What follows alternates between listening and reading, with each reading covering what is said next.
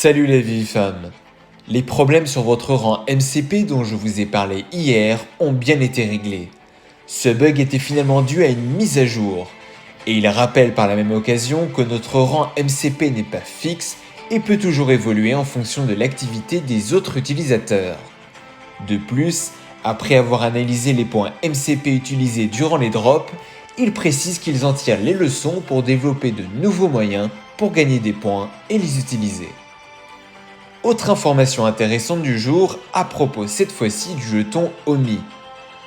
71 millions d'OMI, correspondant à un montant d'environ 80 000 $, ont été transférés du portefeuille de business development d'Ecomi à un portefeuille détenu par la plateforme d'échange BitGate, qui est la 12e plus grosse plateforme du monde en prenant en compte les volumes d'échange.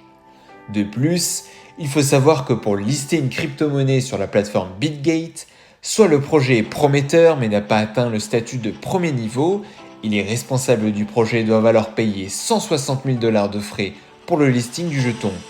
Soit le projet démontre un potentiel significatif et justifie une exposition renforcée, et les frais à payer pour le listing sont alors de 80 000 $.